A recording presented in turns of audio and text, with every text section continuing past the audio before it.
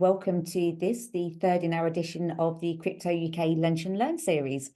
We're delighted to be talking all things risk today, and I will hand over to our fantastic panel very shortly. Just in terms of housekeeping, to let everybody know, the session is being recorded, so we will make this available to our members after the session. Additionally, if you have any questions, please feel free at any point throughout this session to drop those either into the Q&A or into the chat function. We will do our best to get around to as many of those questions as possible, but please feel free to obviously add anything in there that you would like to put to the panelists and obviously have addressed throughout the session. I am going to stop talking now, and I'm going to hand over to Heather, who's going to be taking us through this session today. And Heather, I would like to say thank you to you for organising this and to the other panellists, and I will let you take the reins from this point. Thank you very much, Sue. Really appreciate, and thank you very much to Crypto UK for allowing us to host our Lunch and Learn today. We were really excited about the topic, and I know both Tulika and Josh are really passionate about talking about risk in their own capacities. So really looking forward to the conversation today. A little introduction to myself, and I'll allow the other panelists to also have a moment to introduce themselves too. I'm Heather O'Gorman. I am the Head of Digital Assets at fscom, who is a risk governance compliance consultancy where we help firms to get authorised and stay authorised and support with anything compliance related. Tulika, so I'll hand over to yourself first. Hi, hello everyone, and a very good afternoon to everybody. So I'm Tulika Dhar from BCB Group, a leading crypto service payment service provider and also a trading platform service provider in the digital asset economy space. So I am the Executive Director leading risk management and UK compliance advisory in BCB. Thank you. Hi all, morning and good afternoon. I'm Josh Patchin. I'm one of the senior insurance brokers here at Howdens Insurance Brokers. We are a global insurance broker. I operate on the digital asset and blockchain side, so all things crypto related. Fabulous, thank you very much. Right, so just as a bit of an introduction to the discussion today, we're going to be looking at a couple of topics around risk. I think one of the things that we found when we were starting to talk about this in our preparation meetings is actually how important it is to look at these from a case study point of view. So I think we'll be talking a bit about Bybit, having that been in the headlines recently. And we'll also then just go on to what is risk, how do you implement a strong risk framework, and how does insurance mitigate some of those risks that you might identify. Before we go into the excitement of the Bybit hack, I wanted to provide just a bit of an analogy that I think sometimes is really useful. It's where I normally start when I'm doing a bit of a training session around risk management. And that is to ask everyone to think of a set of stairs that they're particularly familiar with, wherever they might be, however often you use them, a set of stairs that you really know well. That may sound like an odd question to ask, but my point being, when you're looking at a set of stairs, the risk is the same. The reason you're going up and down those stairs is to get from the top to the bottom. It doesn't matter what the stairs look like, the reason is the same. And also the risk is the same. It doesn't matter what they look like, but the risk is that we could trip, fall, hurt ourselves or hurt somebody else. And that's the risk of going up and down the stairs. But the set of stairs I'm thinking about could be indoors, they could be outdoors, they could be carpeted, they could be wooden, there could be a baby gate at the bottom, there could be that pile of laundry that you've had piled up there from the weekend that hasn't quite made it up the stairs yet. All of these different elements that create the actual underlying likelihood and impact of that risk will depend on the set of stairs that you're thinking about. And that's then the set of controls you put in place. If it's a particularly steep set of stairs, you might take slightly longer to go up. You might remember to take those clothes up as you go up the stairs to reduce the risk of someone else falling up and down them. These are the elements of risk assessment. We do it every single day in and day out. We are analysing risk as we go. We just don't realise we're doing it. And that's why I think it's so important that we think about those sort of day-to-day, easy to understand case studies and how we can implement risk assessments, more generally speaking, when we start to get onto the real nuances of putting a risk assessment in place for a business, because it can get quite complicated and it can be quite a difficult topic to get your head around.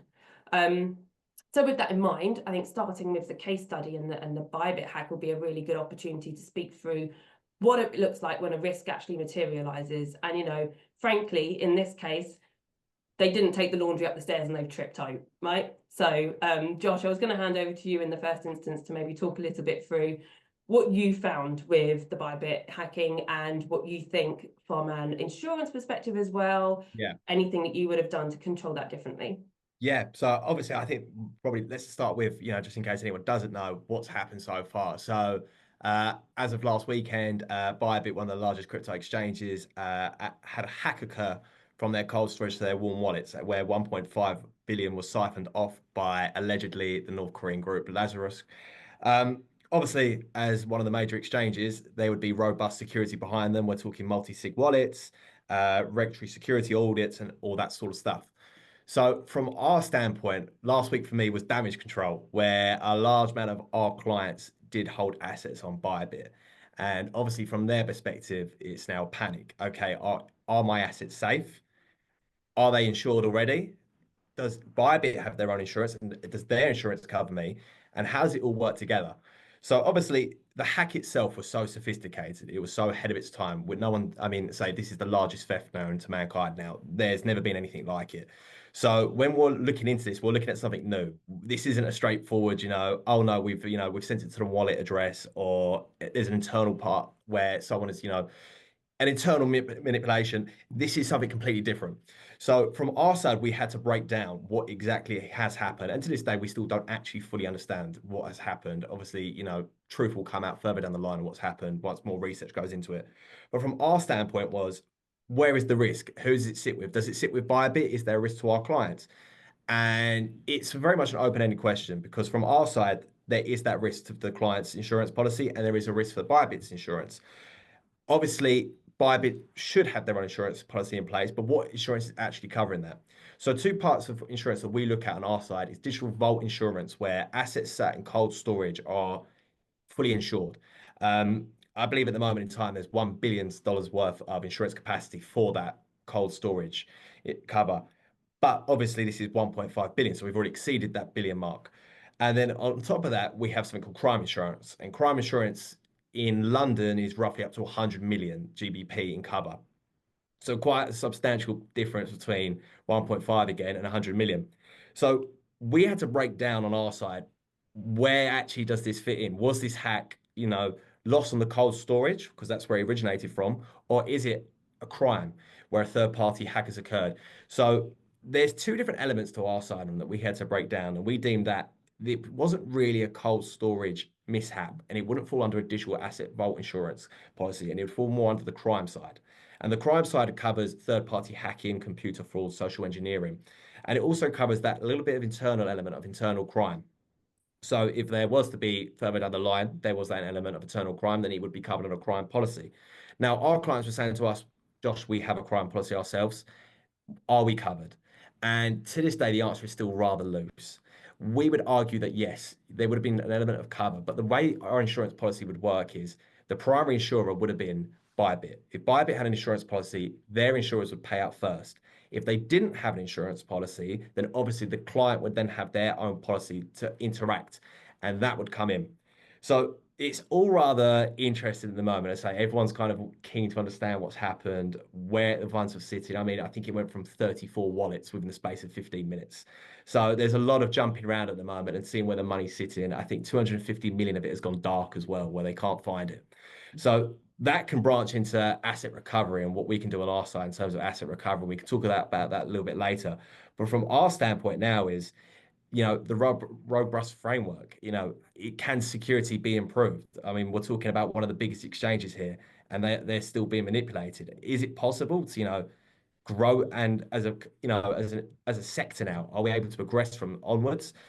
I feel like open up to the panel here, but what everyone else's opinion is. But I'd say it's quite impressive that as a crypto community, you would think after something so big like this, it could be detrimental. And we, in terms of market and market cap and liquidity that flew into crypto, you probably did expect the market to take a bit of a tumble, then it did. But obviously with current political environments and what's going on in the US, it's actually recovered quite significantly well. And I have to say fair play to the guys at Bybit. I think they've handled they've handled it extremely well. And it's great to see. And there's that open transparency from them all. But how do we progress now? What security needs to come in to prevent things like this happening? Because surely now this is an opportunity for copycats to come in. They can leverage this. And obviously, we'd like to think that security companies are, increasing their, looking further into this sort of stuff. But what can we do now to actually help mitigate that risk and make, everyone feel a little bit more comfortable? And I say, obviously, that's where insurance comes in. But the demand is higher than what we have available. So there's that element. So it falls back to the client side. Where can they help? So that's what we saw on our side. I say it was a lot of damage control last week, a lot of questions. To this day, there's still a lot of questions popping up. And I think it's just a case of now everyone's got to wrap their head around what exactly has happened and how we move forward as a community. I think that's really interesting. I think the point you make there about actually there being two different types of cover for two different types of risk, even though this is one incident, and breaking that down and actually understanding that your insurance cover might not be a be all suits all situation. These are risk specific insurance policies, and you need to understand what the risk is that you're actually insuring, and two, in the event that risk materializes, how and when it's going to be paying out. And insurance is such an important mitigating control, but if you don't understand what your insurance policy is saying and when it's actually going to be beneficial to you, it's a piece of paper, right? Yeah. Ultimately. I mean, as a broker, as well, our job is to hold your hand, and obviously my job is to understand what exactly has happened and exactly how your policy aligns with what's happened. And it's something that we're trying to do. And say, obviously, for a lot of startups, insurance isn't the first thing you think of, but them larger companies, it seemed as comfortability. And when there are funding behind it, where you can, obviously insurance is an additional cost, but it's an ever-growing space now where we're aggressively attacking crypto and we're becoming, as an industry, far more open to it. So from our standpoint, it's really interesting to see what's happened, and as an insurance broker, how we progress and what we can do to help on our side to make life easier for everyone and bring that comfortability back after something so big that has happened. And I think this particular incident even brings into our mind and into this digital asset space that how challenging it is in terms of safeguarding digital assets.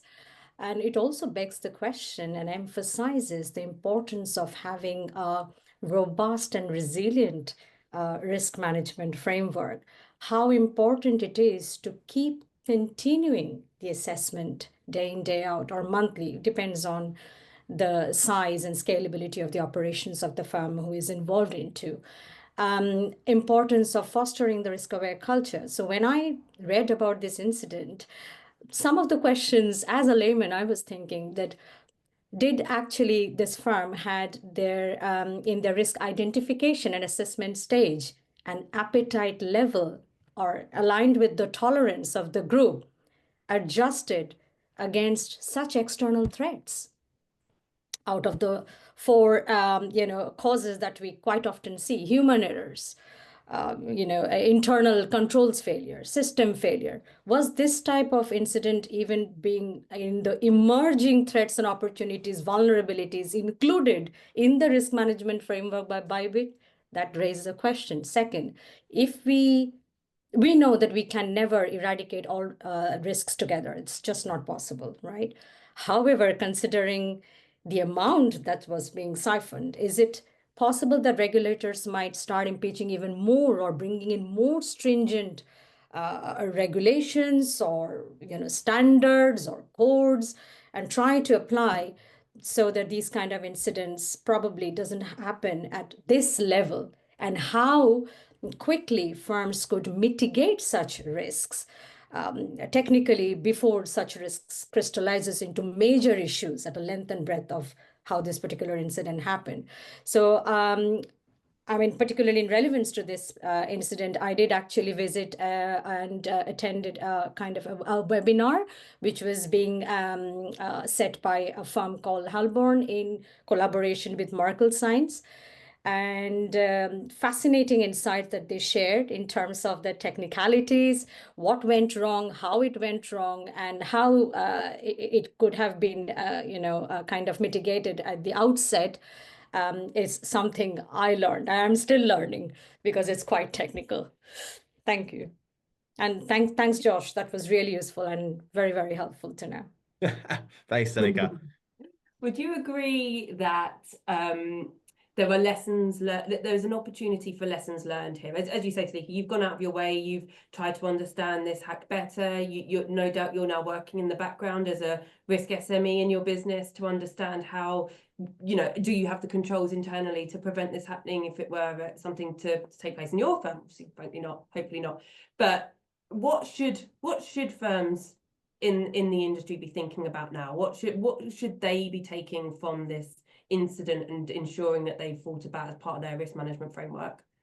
Shall I take this one, Josh? So in my view, digital asset space and this, firms within this space, this is a very new sector. So I have been working in the traditional finance banking sector for a while, and this is something very new to me. So I had to learn lots of terminologies, business terms, risks. What are the types of risks that I have never heard about? Smart contract, right? Vulnerability risk. So these are the terms that I have come across and I have learned about it.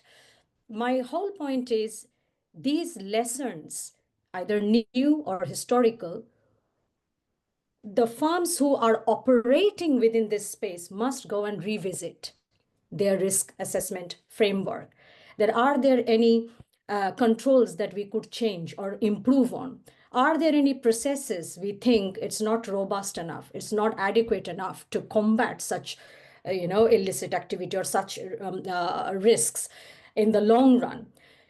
Reason, these type of risk thresholds, not sure if all firms has in terms of their appetite, designed and defined, having it as a group risk appetite, or how can they extend or limit the threshold limits they already have on board or in existence.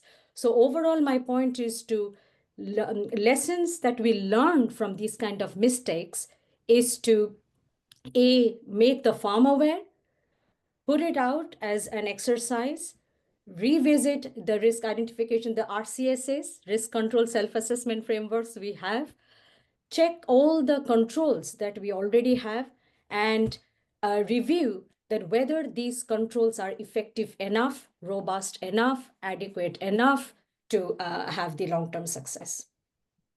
Yeah, absolutely. I think that's ultimately what it comes down to, isn't it? Is ensuring that when we have these opportunities, whether they be internal near mistakes or external lessons that we can learn from, is that they quick to jump on the bandwagon, frankly, and do that reassessment and implement those assessments and ensure that you're comfortable that if that were to happen to you. And I think there's an element there around education around that piece as well, isn't there? Around how you ensure that the rest of the firm know when to identify these, escalate potential risks, come to you saying we probably need to think about these issues as well, because it can't be on risk. Risk aren't the owners of these concerns, right? If something were to go wrong with your IT security, it's not down to you to know the ins and outs of how your encryption works and your security systems, etc. It's down to your CTOs and your CISOs to really have that understanding, but it's for them to be able to come to you with those risks. How do you find that works? And I think, but maybe I'll start with you, Tulika, on that piece, but then maybe Josh, sort of how you find that you then come into that conversation as to who ends up responsible for risk in a business and how you get that buy-in. That's a very important question. My quick answer is, considering all the interactions we had with the regulators in the recent past and things that they have been looking into, first and foremost is governance and risk culture. How effective the governance is and how actually the firm has fostered a culture of risk and regulatory awareness within the firm. So in terms of governance, the board oversight, clear roles and responsibilities should be outlined, whether it's in your policy, process framework, but it should be ready, like a ready-made material that you should be able to produce, should be able to demonstrate that what you have put in the policy and the process and the framework is what the firm is aligned with and what the firm is following day in, day out. So clear roles and responsibilities outlining who is responsible from the 3 lines of defense model. Business owners will identify the risks, will assess the risks, will own the risks from first line. Second line, compliance and risk, will guide, will monitor from an oversight perspective. Third line, internal audit or external, as the firm may deem necessary, will provide independent assurance to the board. In terms of accountability, and now it depends on different kind of business models and firms, but ideally, if you're operating under a group, the group board generally will be holding the ultimate responsibility. However, in terms of other functionality and actions, it doesn't mean that business chief or business line of head doesn't have to take any responsibility in terms of ensuring that the risk management and the framework that we have established or they have established in order to identify, assess, treat, monitor, report are outside the accountability insurance. No. So clear definition of the roles and responsibilities includes the committees, the group risk committee or individual jurisdictional risk committee. Then there lies, if you have a chief risk officer, define their role, what type of accountability or what type of responsibility what type of accountability they are responsible for. So yes, from a group perspective, ideally it is the board who will be held accountable. Yeah, and I think that's a very fair point. And it just so one of the things I find interesting with especially the kind of insurance that you could use to control some of these risks is it's going to be quite a variety, right? You're going to have ones where it's going to be maybe your CTO wants to have some cyber security insurance. It could be more that the board want to have some D&O in place. So who do you end up finding your key stakeholder is in the business, and how do you make sure that you're sort of getting that buy-in early on? To be honest, it fluctuates. Obviously, it's a case-by-case basis on the grounds that every company is so different, and where Howden acts is we do a lot with early startups, and obviously at that part they're not as, in terms of security framework, they're not as robust as your larger companies. So it fluctuates, and obviously there's so many different insurances, and everyone's got their own opinions on them. And I say sometimes on a D&O perspective, we're dealing with people who are ex-bankers who have now fallen into the crypto industry, and they've got 25 years of experience, and they see D&O insurance, which is directors and officers cover, as a must-have because that's what they've had from their banking standpoint, where they've taken that to the crypto and gone, okay, we need this cover as well. It fluctuates. Obviously, we speak a lot with the CFOs, we speak a lot with the CTOs, especially on the cyber side. We speak probably more with the COOs more than anyone. And that's just because they, chief of operations, they know what's going on internally and they know how the framework and security works. I think, to be honest, touching on what Tulika said as well, I think, as a community as well, we can educate each other. I think the Bybit hack was a great example for people to learn from that. And obviously, as I say, we're talking, massive exchange, great security. What went wrong? How can we now prevent that from happening again? And we can now take and learn from that and educate ourselves. And then others, say these early startups, if they're coming in, can look at this and go, okay, we need to have these proper controls in place. What can we do? Who needs to be in charge of it? We have third parties involved occasionally on some of our stuff as well. It's all about implementation and growing now. And say it's all very interesting. It's constantly growing. So I think that's our standpoint. I say we speak a lot with people, and it's always a mixture, and everyone's just got different opinions, and everyone's doing different things. I think that's really interesting. I think your point there about the whole industry learning from these concepts, and I think one of the things that we spoke about when we were preparing for this session was the asset recovery piece, and how you're actually becoming a lot more involved or talking a lot more to expert asset recovery individuals, because of just how different this space is compared to TradFi as to how asset recovery works, and then actually how that then tweaks how you might insure hacks such as this. Please feel free to elaborate. The one thing we all love about crypto is everything's on the blockchain. We can see where everything ends up, and obviously having that power opens up a lot of doors. So one thing we're doing also is we speak a lot with lawyers from other firms outside of Howden, and one lawyer that we're speaking to was explaining to us last week that he's formed his own digital asset recovery team, and what he's doing is effectively tracking money and using UK courts to get injunctions placed against exchanges that have had funds illegally put in there.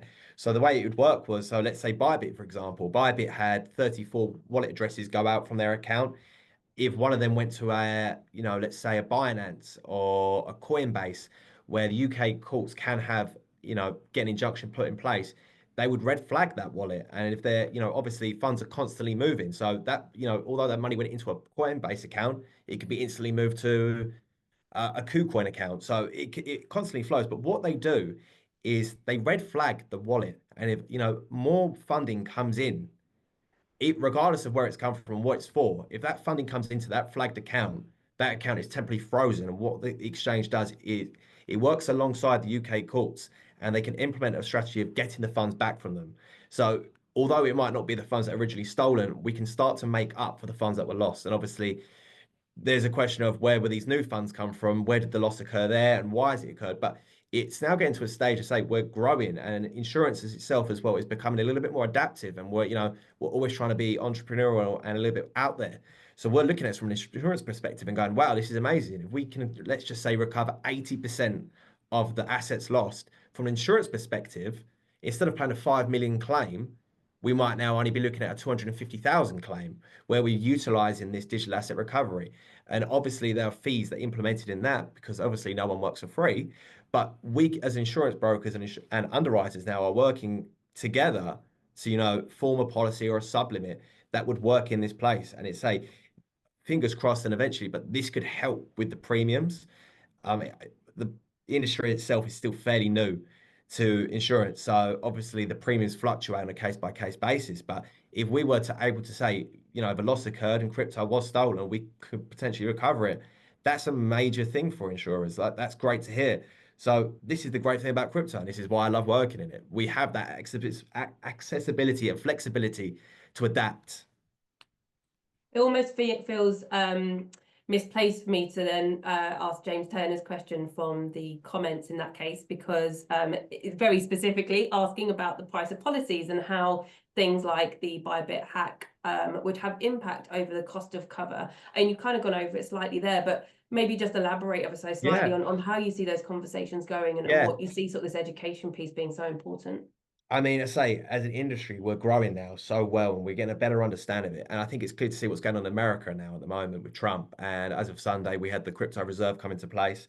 And it shows now that crypto is here to stay. And I think insurance and insurers are becoming so comfortable with it now. Obviously, it's still early days, but they're getting comfortable with it. And I think it's fair to say everyone recognized that the Bybit hack was one of a kind. It's never been seen before. And there is that level of, okay, is this safe? Is there a risk?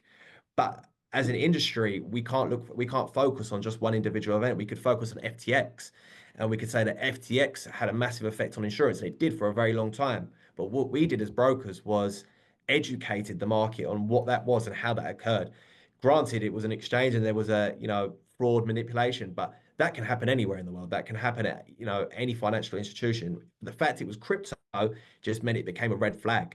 And for a while, insurers, say, there was a negative look on it, and not many people wanted to get involved in it. But now that we're going to a part where it's growing, more and more insurers are becoming into this sector, and they're more keen to write this kind of business. So the premiums fluctuate, obviously. It's hard to pinpoint an exact price. And there's tons of cover out there. As I say, we have crime cover, tech E&O, PI insurance, D&O, crime, digital vault insurance. There's so many different insurances out there, and we can work with companies to come up with a strategy on what they're looking to cover, and we can work with them for that. But there isn't really, a set price on these covers, on the grounds that, say, every business is different. So we can't pinpoint a pricing, but what we can do as brokers on our side is recommend how much cover you should actually have. Obviously, a company that's, domiciled in the US and has global exposure into Asia, Europe, the Middle East, they're at larger risk than a early startup company coming out of France. So for our standpoint, that's when we come in and say, this is probably how much your premium is going to be, because this is how much limit you need and how much cover you should really have. And obviously, in certain jurisdictions, insurance is mandated. It is by the regulations. It is encouraged. Obviously, we have MiCA with Article 67, which states that, crypto asset companies, should either have PI insurance, or they should have funds sitting more or less on the back end to cover a loss.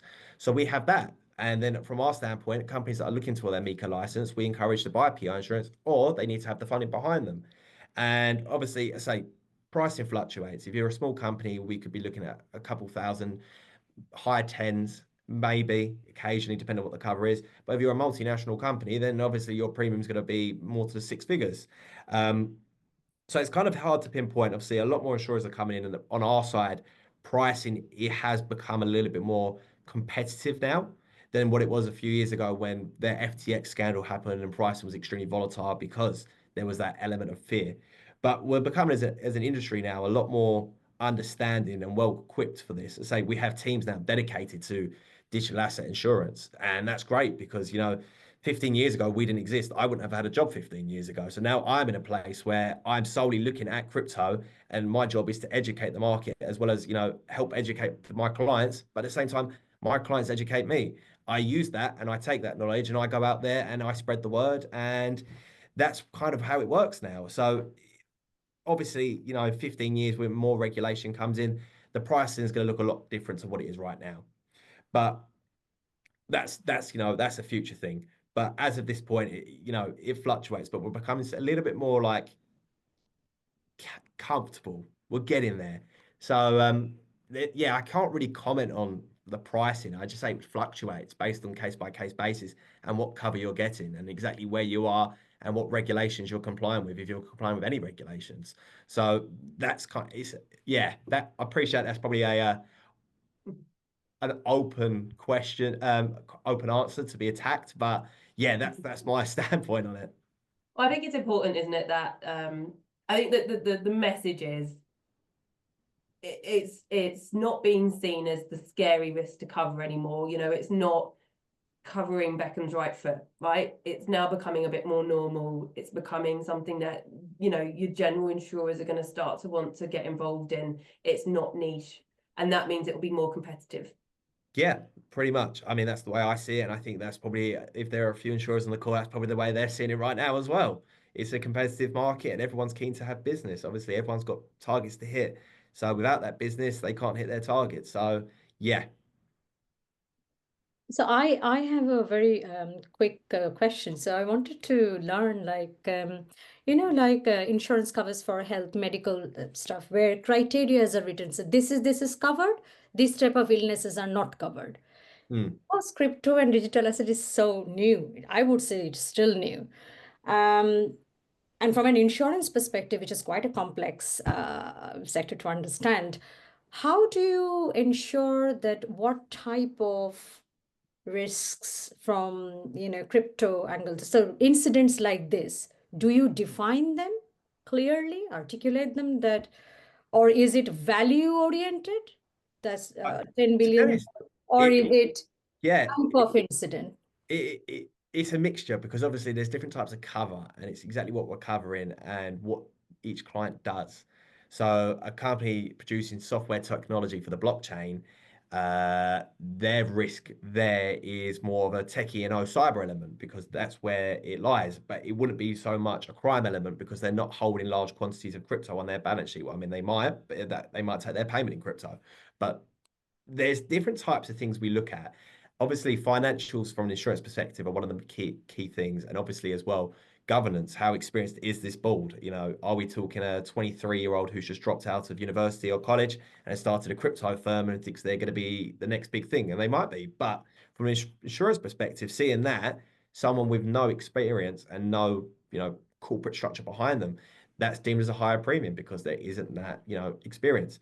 But then if you have someone, I say what we touched on earlier, 25 years of banking and has gone into the digital asset marketplace, you look at that a little bit more favorably and say they're the ones that are more keen to have insurance, and insurers look at that in a positive way. If you're keen for insurance, you understand the risk, you understand what's going on, and obviously that's one thing we look at. Obviously controls as well. Obviously from a cyber side, what security is in place? Do you have security audits? What platforms are being used, what third parties are being used. Insurance, I say, there's so many things to learn from it. I say this is our job to help guide, but there's so many parts to it. And obviously with regulation as well, we have to speak with regulators and see what's going on there. I say our clients educate us all the time as well. Obviously, I don't work for a crypto firm, so I'm not as clued up as many as my clients are. But what I am clued up on is what they're doing more or less in a very basic understanding. I'd probably like to say a little bit more than basic, but I understand what the regulators are doing, I understand what the governments are doing, I understand all of that, and I piece it together. I work with insurers, and I work, I help the client, and that's how it all works. So it fits nicely. I say industry's growing nicely as well. So I think the more, not to say Bybit can be a good example, but Bybit in itself is actually maybe a positive because it can now educate us all on what's going on and how we can move forward. This is very interesting to learn what you just mentioned in terms of knowing the knowledge, competence, the CFO, CEOs, like the experts, as you said. So it almost, I was aligning with MiFID too, the client categorization we do, retail, professional, then they can upgrade, downgrade, eligible counterparties, right? It's all Yeah. client categorization, their knowledge, fitness, creditworthiness of the model, etc., which feeds into in terms of how much the firm will be eligible for insurance, in terms of premium, and also when the payout comes into the scheme. Yeah. I mean, we have application forms that are, there's 7 or 8 different application forms of just one type of cover, and they're all from different insurers, and each insurer has their own application form. And these application forms are great because what they do is they really break down the nitty gritty. They go through what each company is doing, and they, obviously each company is different, but what we go through is the financials, the directors, security implementation, risk management, 12-month projections. Where do you see yourselves in 12 months? Where did you see yourself last year, and how do you see, how have you done this year? Obviously there's claims then. Have you had a claim before? Are you having a claim against someone?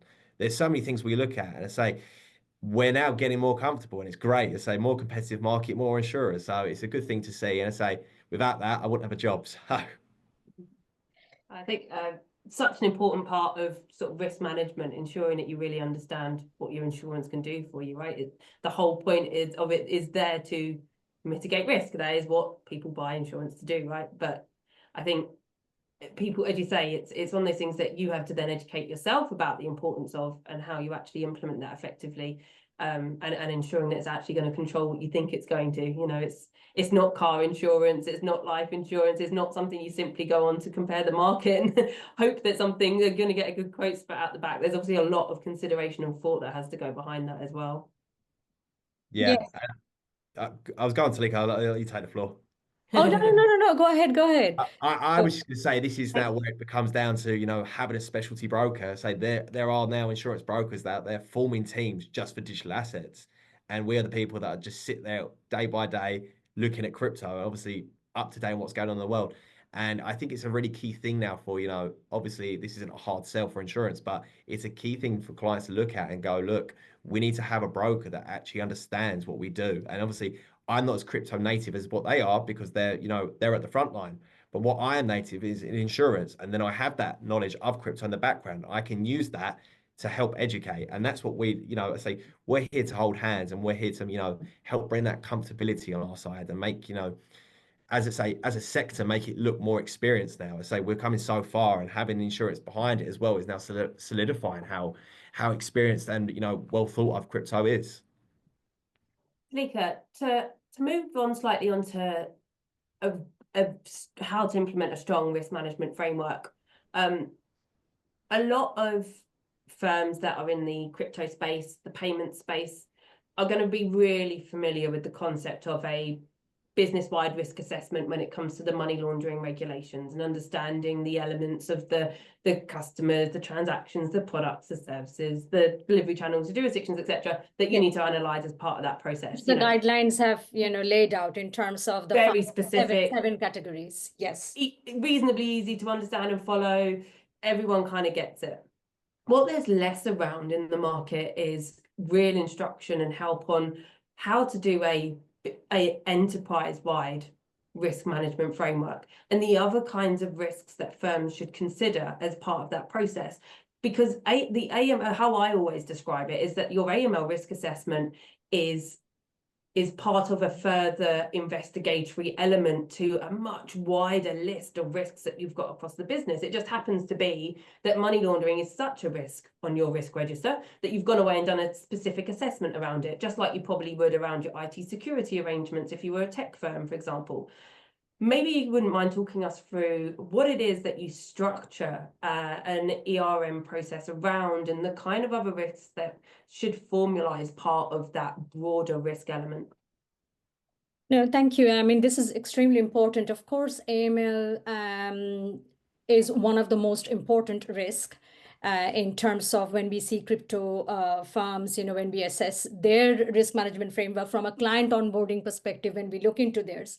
Similarly, AML compliance is only one part of the risk management framework, and it goes beyond AML compliance into financial and operational risk. Because if you see the overarching risk management framework at the level 1 in a risk taxonomy, where I would put is mission, strategic, financial, operational, then financial, operational, then kind of a people culture. And AML will technically fall under the ESG risk. Or say if you are putting it as regulatory, then split it into AML, general compliance risk, and further splits as is deemed relevant. So it is important to go beyond and have a resilient structure based on the types of risks that is relevant for the firm. So as an authorized payment institution, or say as an EMI, the type of risks will be a combination of traditional finance risk and crypto firm oriented risk. Now say if you are a crypto exchange, just a crypto firm, crypto exchange, custodian wallet providers, those type of firms then will only focus on the type of risks that the firm has identified which impacts from a crypto perspective. So I mean, what I'm trying to say is that the enterprise risk management framework goes beyond just AML compliance. AML compliance is a huge part, which talks about the BWRA or FWRA, which is business-wide risk assessment or firm-wide risk assessment, as our regulators outlines, and also the guidelines outlines. And here, whilst the 7 segments are there, we do assess all those in terms of, what are the risks that we have from an inherent risk perspective, what are the controls we have embedded, and thereafter the residual risk and how do we cater to it, and stress testing those controls as well. To ensure effectiveness and resilience in the long run.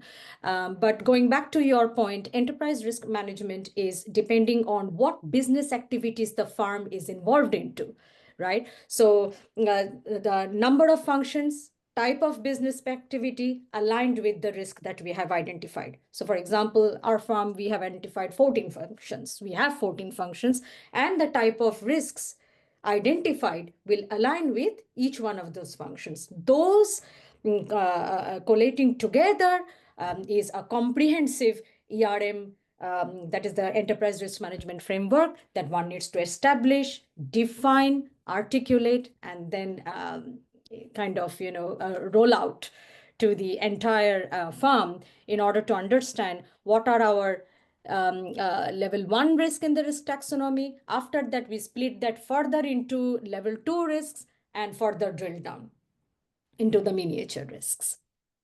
Thank you. Amazing. I think that's so important, isn't it, to understand the intake, how much actually goes into creating a risk framework.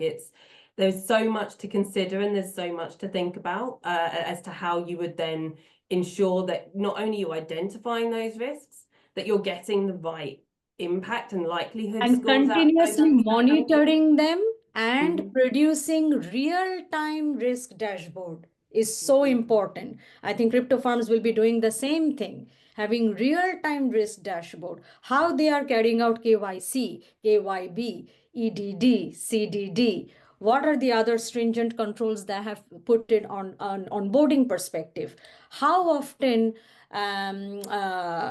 risk awareness in terms of whether it is a CBT, online training, face-to-face training, how often such educational pieces are communicated? Communicated through what? What are the type of channels?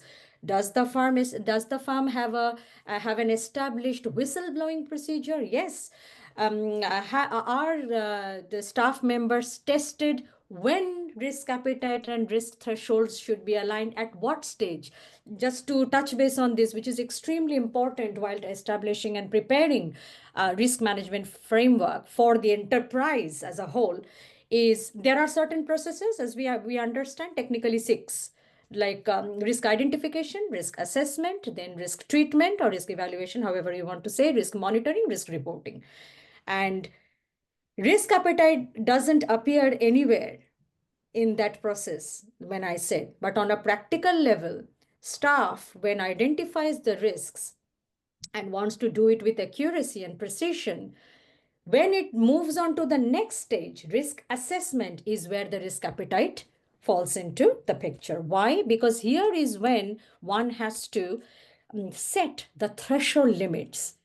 So let me give you an example, say complaints. There had been an instance where I used to work in an organization without naming. I joined and I found in their risk management framework around the threshold limits for complaints was 0 to 3.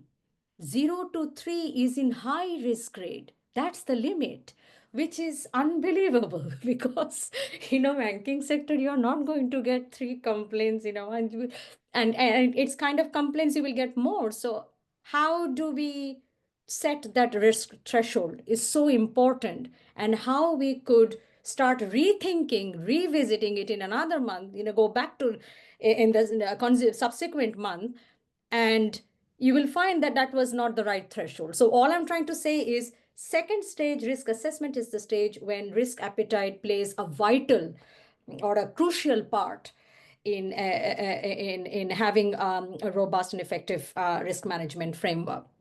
And how it is important, because if we get the risk assessment alongside the appetite and threshold incorrect, then thereafter the treatments and the controls that we are deploying will make no sense. And finally, monitoring and reporting will be incorrect. That means something we are producing in terms of the dashboard and the MI and providing assurance to the board, who is our accountable authority at the end of the day, is not a factual representation of what it should be. I think that's interesting. I feel like we've almost gone full circle through this process, from speaking right at the beginning about how important it is to have that governance oversight and that board process, to risk identification, knowing who's responsible, the different areas of the business involved, identifying the risk, assessing the risk, having the MI to go back to the board to educate. So there is a very obvious loop here that goes round and round, and we'll stick insurance in the middle for good measure. Absolutely. And a helpful example here would be to cite is the regulator in the recent past requested not the ERM policy or the guidance. All they asked was, please share your risk management framework, and thereafter, please share your firm-wide risk assessment. There you go. Yeah, so I think that's really important, isn't it? Actually, the regulators are going to be so we find that a lot. We find that the FCA are often scrutinising BWRAs to the nth degree. We've actually seen firms go into their interviews as an applicant firm where the MLRO has been asked to explain how they analyse the risk on row 46 specific to this customer. We're talking about people at the FCA who really do understand what it means to manage risk, especially around anti-money laundering, and the importance of ensuring that you're really confident and can stand behind that document. And for me, as certainly advice I would give to any client, is that it's not a one and done. No. It's not the kind of document you shove on the shelf and revisit, dust off once a year to have a look at again. It has to be a living, breathing document. All of your risk assessments, all of your elements, not just from an emerging risk point of view, but also from an ongoing management existing risk. Because some of the risks, say, without going into specific example, some of the risks, it could be that it was just a project, a regulatory change came through, it was published, and it was just to install, one of the control was to install or deploy a new technology, and it's being done. You can actually close that risk off. If it still is existing, then you didn't revisit. That will be the first point coming out of that review. And second is it's unnecessarily giving an incorrect figure in terms of the number of risks on your MI. Then B, yes, we have been asked such questions that control effectiveness, you have included 4. But your control effectiveness rating scale is between 1 and 5. So what does your firm intend to do in terms of reaching 5? Or are you only content with having 4 and it does actually implies that it is adequate enough and that this particular risk is functioning well from a residual risk perspective? So yes, we have been asked this type of questions. So it is imperative and extremely important that firms, based on your set schedule, must revisit and review your business-wide risk assessment, ensure that the risk register is up to date, provided you are having a GRC tool that you are using. There are plethora of software solutions available in the market. If you have deployed one, ensure that it is up to date. And any control effectiveness rating, the meaning and the description must align with what you have included is your control effectiveness that you have deployed, or in terms of the controls you have. Say an enhanced EDD. Okay, for this particular client, your risk scale when you initially onboarded was medium. And how did you come to conclude that in 6 months' time it is low? So yes, so these kind of assessments one has to revisit, has to also include any emerging risks, as you just mentioned, say whether it is on a proliferation finance. So now if you see that the FCA's recent regulatory publications did emphasize on proliferation financing, counter proliferation financing. And this was one of the question FCA was quite hard on. So whilst, I mean, there had been even instances where, say, if you have written in your BWRA just AML/CTF/PF, or you didn't include PF, they are saying, okay, even if you have defined in the register, it's not quite prominent. So such nitpicking, like small things. I can tell you now, the majority still to this day, or maybe the majority might be a bit harsh now, but I can certainly say last year we had a massive finding with regards to BWRAs where people just hadn't done their proliferation financing assessment.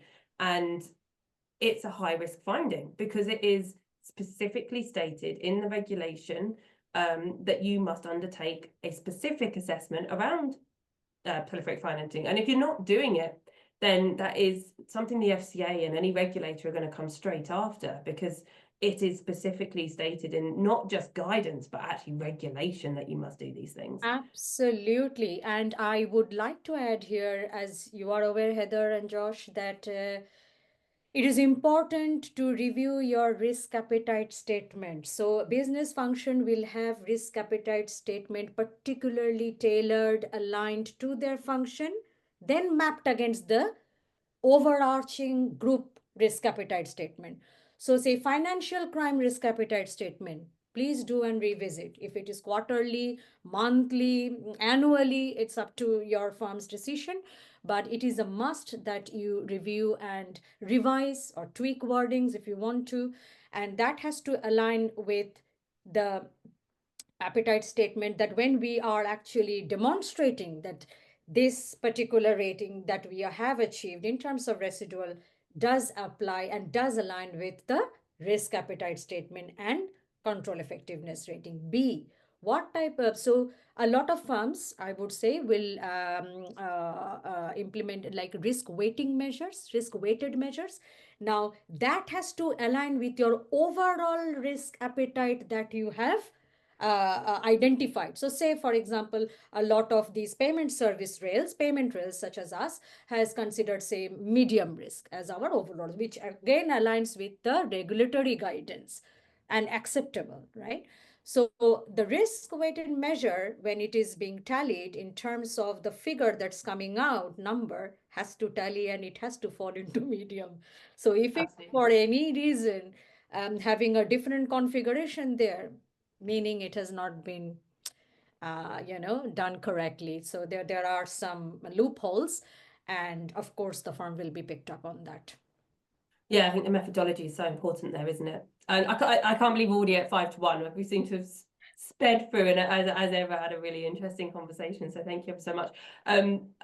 Sue, is there any particular questions we wanted to throw in from the chat? Otherwise, I'll get Josh and Tulika to maybe just give a Cliff Notes version of their key takeaways from the session. There is just one question that did come up in the Q&A, just from Michael. Thank you, Michael. Asking the question, does MiCA, outside of the insurance option, talk about risk management to the extent that it requires a firm to do something similar to an annual ICARA?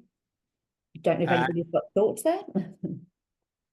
I can touch it slightly. I mean, it's a bit, yes and no. I mean, what MiCA says is very broad and it's very loose. And I think this is what we were touching on earlier, where the regulators aren't as not clued up, but they're not as helpful as what they should possibly be. So yes and no. I don't know if the rest of the panel has a different view on it, but I know there is, I was trying to scramble in my mind to remember which document it is, but one of the guidelines definitely mentions and has an area around risk management. Oh, 100%. But again, I think vouch it is for it because we are doing the MiCA application. Yes. yeah, it's a couple of pages though, isn't it? I mean, it's deep inside one of the documents and it's a few paragraphs. We're not talking about really in-depth helpful guidance where we're going to be looking at ICARA kind of standards. But I think applying best practice, especially when it comes to risk management, is taking the gold standard across any jurisdiction that you're in and applying that and having amazing individuals like Tulika in the business who are able to create those risk management frameworks for you as well. And MiCA is also hot on having the roles and responsibilities very clearly outlined. I mean, even if you could give the names, who is the head of risk and who is reporting to him, whom, where, the committee structure, the governance overall, 100%. I mean, very similar to, I would say, our UK jurisdiction. So it was not a big issue. That was it on the outstanding questions, Heather. So I'll hand back to you just to close. Josh, did you want to go first? Did you want to do sort of a 30-second roundup? I guess from my standpoint then, how insurance can help and why insurance can help. I mean, obviously regulation, comfortability, financial side, we can help on that front. So that, I guess, the takeaway from here today is, look at insurance and see how it can help, and definitely look at your regulation and what the regulators are saying. And from my perspective, what I would like to share that to keep making the firm aware how important risk management is and should play a vital role in day-to-day role of the business activities that you do or you intend to do, whilst having, continuing your business operation, because it will add to your financial resilience, your operational resilience, and long-term success. And the other thing I wanted to add here is to come out from this perception that risk management compliance, which is a symbiotic of each other, is a regulatory burden. It is not. It could be used so much to your strategic benefits, advantage for the firm. And how you sell it to the firm is by aligning your risk management and compliance strategies with your business goal, your ultimate objective, what the company wants to achieve in the long run. Thank you. Could not agree with you more. And I have to say, I think pulling out the most important elements, I think, is certainly to that, is that every risk assessment that's undertaken needs to be unique, individual, and specific to the firm. There is no template approach to this because every business is different. Every growth strategy, every tech piece of software you're using or creating is going to be unique in its risks. It's going to need to be assessed, and it's going to need to have those key, knowledgeable, expert individuals looking after and being responsible for those risks as well. Absolutely. And check and challenge must. It should be a part and parcel of that strategy. Thank you. Yeah, absolutely. Thank you very much, Sue. No, that's okay. I would like to say a huge thank you, Heather, Josh and Tulika, for sharing all of your insights today on behalf of CryptoUK and all of our members who have participated and hopefully will watch future recordings as well. Thank you for taking your time. Thank you for sharing your expertise and knowledge. And thank you to everybody for attending. Thank you so much. Thank you. Thank you. Bye. Bye-bye.